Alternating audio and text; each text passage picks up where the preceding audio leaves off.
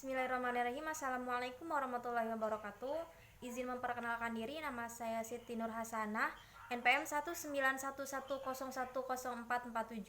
Baiklah, di sini saya akan mempresentasikan proposal saya yang berjudul Pemanfaatan Media Pembelajaran untuk Keberhasilan Pembelajaran Pendidikan Agama Islam di SMP Negeri 1 Tanjung Bintang, Lampung Selatan. Bab 1, bagian latar belakang penggunaan media pembelajaran, khususnya media pembelajaran audio, visual, dan audiovisual, diharapkan akan dapat meningkatkan motivasi atau kegairahan belajar peserta didik dalam mata pelajaran agama Islam. Dengan media pembelajaran audio, visual, dan audiovisual, maka materi pembelajaran akan tersampaikan secara jelas. Berdasarkan landasan penelitian inilah, peneliti ingin mengetahui lebih jauh tentang pemanfaatan media pembelajaran untuk keberhasilan pembelajaran pendidikan agama Islam di SMP Negeri 1 Tanjung Bintang, Lampung Selatan.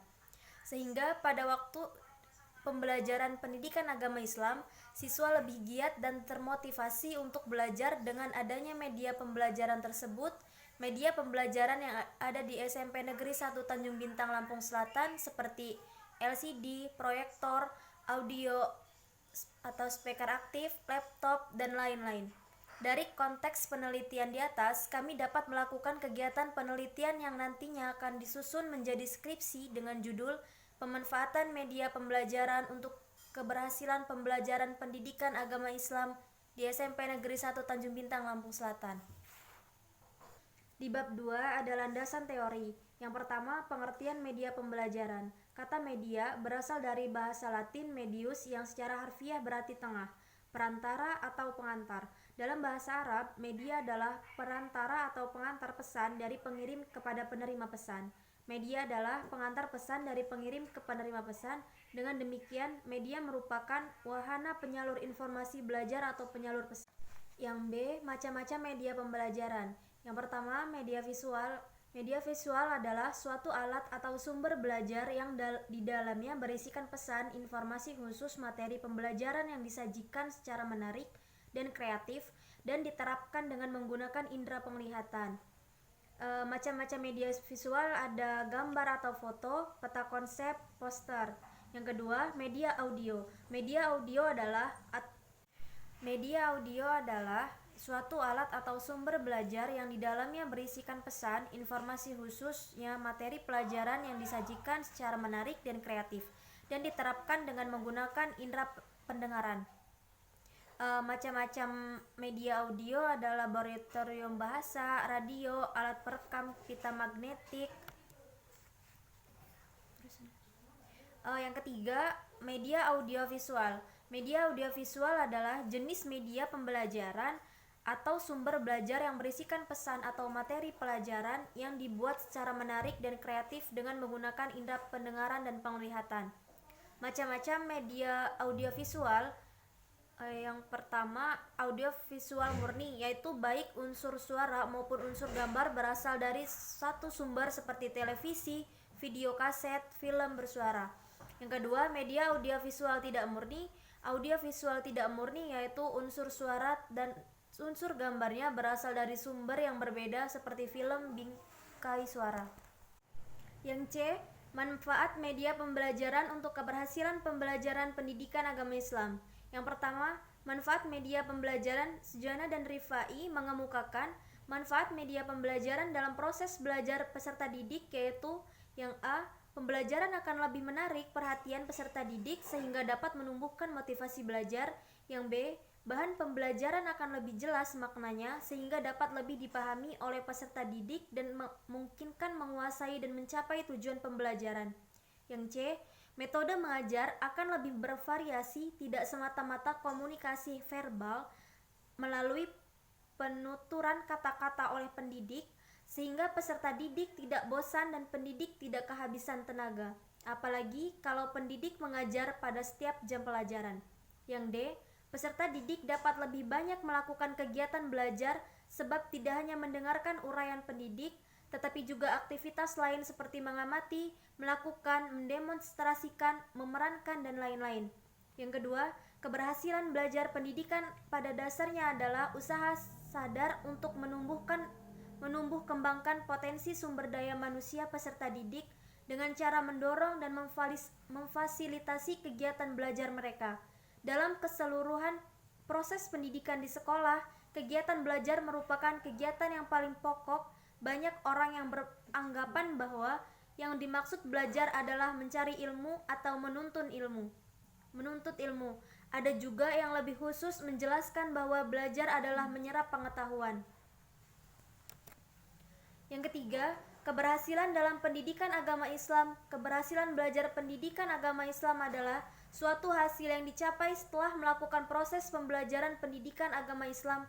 Seperti yang telah dijelaskan sebelumnya, bahwa ruang lingkup pendidikan agama Islam di sekolah adalah meliputi 5 aspek, yaitu Al-Quran, akidah, fikih, akhlak, dan tarik.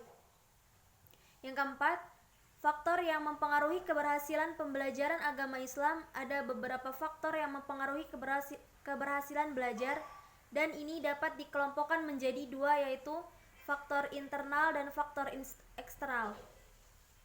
Yang A, faktor internal di sini adalah faktor yang berasal dari dalam diri individu yang sedang belajar. Faktor internal ini terdiri dari 2, yaitu yang pertama faktor fisiologis atau kesehatan, yang kedua faktor psikologis. Yang B, faktor eksternal. Keberhasilan belajar selain dipengaruhi oleh faktor internal, yaitu faktor yang berasal dari dalam individu, juga dipengaruhi oleh faktor yang berasal dari luar individu yang disebut faktor eksternal. Faktor eksternal tersebut adalah yang pertama keluarga, kedua sekolah, masyarakat, dan kondisi lingkungan sekitar. Bab 3, metodologi pendidikan. Yang A, jenis penelitian. Jenis penelitian ini adalah kualitatif, yaitu penelitian terhadap suatu kancah kehidupan atau lapangan kehidupan pendidikan yang bertujuan menghimpun data dan informasi tentang masalah bagaimana pemanfaatan media pembelajaran terhadap pembelajaran pendidikan agama Islam di SMP Negeri 1 Tanjung Bintang, Lampung Selatan. Yang B, subjek penelitian. Yang pertama, subjek pertama adalah guru pendidikan agama Islam di SMP Negeri 1 Tanjung Bintang, Lampung Selatan. Yang kedua, subjek kedua adalah siswa di SMP Negeri 1 Tanjung Bintang, Lampung Selatan. Subjek yang ketiga adalah data-data sekunder pendukung, yaitu media pembelajaran yang ada di SMP Negeri 1 Tanjung Bintang, Lampung Selatan. Yang C, instrumen penelitian. Dalam penelitian ini, yang akan menjadi instrumen utama adalah peneliti sendiri. Namun selanjutnya, setelah fokus menjadi jelas, peneliti akan mengembangkan instrumen penelitian guna melengkapi data dan membandingkan dengan data yang telah diperoleh melalui observasi, dokumentasi, dan wawancara. Yang D, teknik pengumpulan data. Teknik pengumpulan data. Metode pengumpulan data yang dipergunakan penulis dalam penelitian ini adalah sebagai berikut. Yang pertama, observasi, yang kedua, interview, dan yang ketiga, dokumentasi. Yang E, metode analisis data. Menganalisa data dapat diartikan dengan menguraikan dan menjelaskan data sehingga data tersebut bermakna dan dipahami serta dapat ditarik pengertian secara umum atau kesimpulan. Setelah data dikumpul sesuai dengan kebutuhan yang diharapkan, peneliti kemudian melakukan analisis data. Dalam penelitian ini, penyusun menggunakan penelitian deskriptif yang menitik beratkan pada penelitian kualitatif dan digunakan karena penelitian menggunakan kualitas analisis data dan bukan pada kekuatan data-data yang bersifat statistik, dan untuk menyimpulkan penulis menggunakan cara berpikir induktif. Fokus masalah dalam penelitian ini adalah berdasarkan latar belakang masalah yang telah dikemukakan di atas. Fokus masalah dalam penelitian ini sebagai berikut. Yang pertama, bagaimana pemanfaatan media pembelajaran untuk keberhasilan pembelajaran pendidikan agama Islam di SMP Negeri 1 Tanjung Bintang, Lampung Selatan.